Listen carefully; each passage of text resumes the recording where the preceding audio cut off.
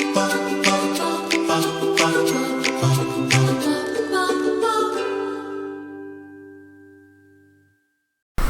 there, Natalie with you today with a new process video for Pinkfresh Studio. And today I'm using the super cool collection to document a picture of my daughter. And she loves to play guitar, and the choir paper actually in the collection has electric guitars, a lot to do with music, and there's a lot of icons that speak about music and playing instruments. So I want to take advantage of that to document this picture. It's going to be a really messy, kind of bold layout. My inspiration was not only the paper but also the Adore Alpha. I love like the look of the alpha, and I think it's gonna match what I have in mind. So what I'm gonna do is I'm gonna create a large title, like a pretty much fill the page title, and for this I'm actually gonna emboss the letters, and I'm using some clear embossing ink to stamp the word love music, love guitar, love today. So I'm gonna just kind of create a big column stamping all of that. I'm gonna show you just a little bit. You saw that I use anti-static powder to start with, and I'm using heavy cardstock because I am gonna add mixed media to this. So all I'm doing right now is just I'm stamping the words using clear embossing ink, and then I'm going to use opaque white embossing powder because I want to make sure that this remains white when I add the mixed media. So I'm just going to continue stamping, and like I said, I pretty much stamped the entire column, and these letters are quite bold. Like I said, I wanted something really bold for the background, and I'm going to cover a little bit of that, and I don't mind that. I actually really enjoy the fact that it's a really big title. So I'm just, like I said, I'm going to continue stamping. I'm gonna try this best to keep straight. I didn't draw any lines. I'm just kind of freehanding this, and then I'm just I'm gonna take it off camera and heat emboss it just to have it ready for my mixed media. Now for my mixed media, I wanted something that's gonna make everything stand out, starting with the title and everything else. And for that, I usually always go back to black. And because the picture is on black and white, I'm gonna bring a few accents, but I don't want to make it completely black. I actually went into the highlight paper, which is the one that has all the words with like literally looks like highlights, and I really like those tones of grays. So for this, I'm gonna use a little bit of Licorice liquid watercolor from the Pinkfresh Studio collection, and I'm gonna water quite a bit. And I'm gonna start by stamping the ink. Literally, all I did is add a little bit of the watercolor to my little ink block, and I'm adding some water just to dilute it. I don't want it to be completely black. I just want shades of gray. And then all I'm doing is stamping it onto the layout, and what the ink, in this case the watercolor, is just gonna go into the parts where that are not embossed. So it's gonna bring that embossing that I created forward. So I'm just gonna give you a close-up, and I decided to switch from the stamping block onto a piece of paper, in this case packaging. And again, I'm continue doing the same thing. Actually, I'm not using packaging, I'm using a piece of acrylic. So all I'm doing is a little bit of the Licorice watercolor, the liquid watercolor. I'm gonna dilute it with some water because I don't want it to be black. I want tones of gray.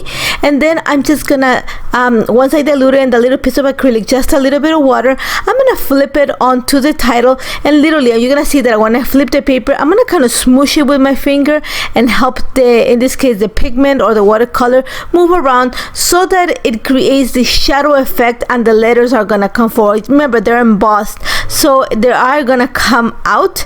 The ink is gonna, in this case the watercolor, is gonna go onto the paper, and you're gonna see that I continue. There is gonna be a little bit of the watercolor that stays on the embossing. So you're gonna see right now what I do is I come in with baby wipe and just kind of buff the letters, and they're just gonna bring some of the whiteness of the embossing powder. It is going to stain a little bit, not much. You're gonna see that I pretty much clean right away, just because I wanna keep it as white as I can. So now that I pretty much my background's ready, you're gonna see it's quite bold. Like I said, it's gonna take pretty much the entire page. I'm gonna go ahead and just add a few splatters of the ink, not too heavy. I'm actually gonna add a little bit of extra water onto the watercolor that I have, and kind of squish my bristles of the watercolor just to create those big splatters. And once I have that in place, I'm actually gonna set it aside to dry completely while I just, and I start gathering my ideas. So the first thing I want to do is I want to create little edges on the right and left of the layout. I'm going to actually back those areas with the choir paper. So you're going to see that I'm actually going to cut, I'm going to say like uneven edges on the right hand side especially, I just went and cut along the line, and I just made a little notch right in that area where it says love, love today. I stamped it on purpose a little bit offset, so that I knew that I was gonna add a cluster there. So all I'm gonna do is just add some double-sided tape to the back of the paper and then glue it onto a piece of the choir paper. I just want to make sure that some of the musical notes show up. I'm going to try to play the guitars. I just want things that bring the music accents onto this layout. So once I have that in place, I'm going to go ahead and just remember, I put double-sided tape at the back of the cardstock in this case and glue it to a piece of the choir paper. So whatever is left over, I'm just going to use it to create the same idea on the other side of the paper.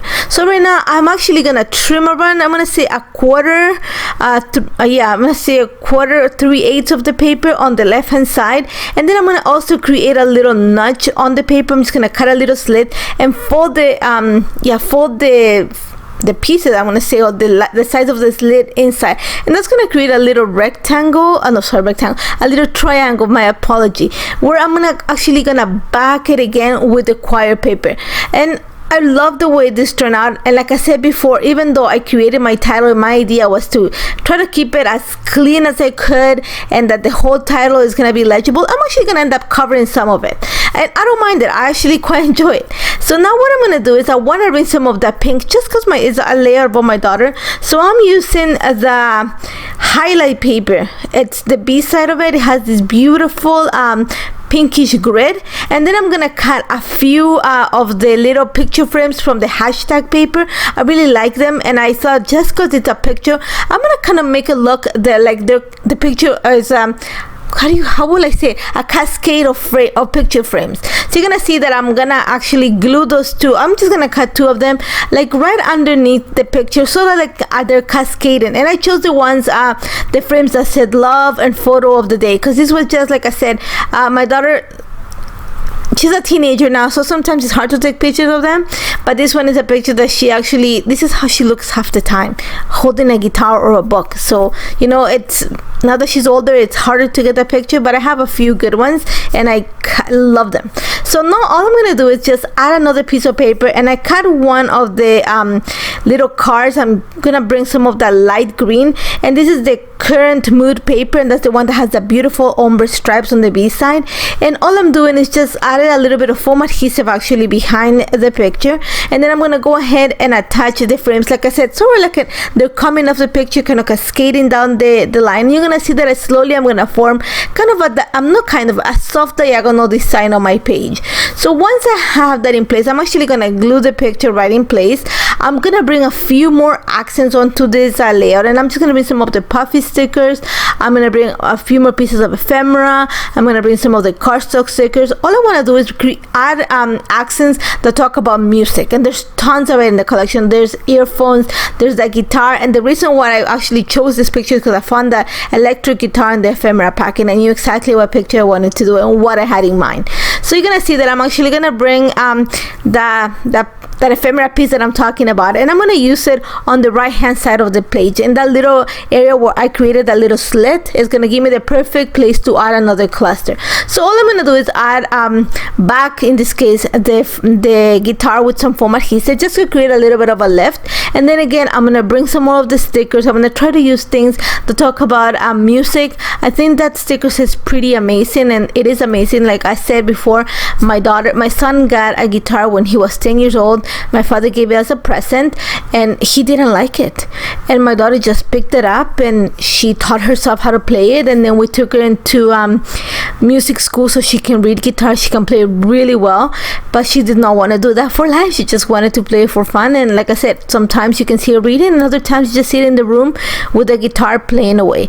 So I'm just gonna, going back to the layout, I'm just adding some enamel dots just to bring all the colors together. And then I have that big space where I created that slit. So what I'm gonna do is I don't want to cover lots of that. I'm just gonna add one of the cardstock stickers just to bring some more of that blue and add some enamel dots there. Now what you're gonna see is that when I stamped it, because the way I work on my table, a lot of it is outside of the range where I can see. So I'm finding that my stamping is really, I'm gonna say, it's really top heavy. So before I set everything in place, I'm gonna add my lines to journal, and then what I'm gonna do is I'm actually gonna trim the bottom of the page and also the sides. What I decided is I'm gonna frame the entire layout, and that's just gonna make everything center. So what I'm gonna do is I'm actually gonna cut all the coir paper that I have kind of sticking off the white area of the cardstock, and then I'm gonna back it with the B side of the current mood paper, and that's the one that has all the beautiful green ombre stripes. So you're gonna see that what I'm gonna do is I'm actually gonna use my my scoring board where I have I don't know how you call it, well, my cutter, just to create a frame out of the papers. I think about 1.5 inch frame, and that's just gonna give me enough paper to keep everything centered. So once I cut the frame, I'm just gonna add double-sided tape to around the inside frame of the paper, and now I'm gonna glue my layout right on top of it and make sure that it's centered. And that's about it. I love how this turned out. I know that it looks messy. It looks messy on camera. It's not messy in real life. I love it. I love the fact that it's a really bold title that is this is, like I said, and it's a true reflection of my daughter, and I love it. And I hope you take a look at the collection. The collection is amazing. Even if you don't have teenagers, but it's so versatile that there's so much you can do with it. As always, if you have any questions, do not hesitate to contact me. Thank you so much for joining me. I hope you enjoy the layout. Don't forget to check out the collection. It's amazing, as always, Pinkfresh Studio collections, and I hope to see you very soon. Take care, guys.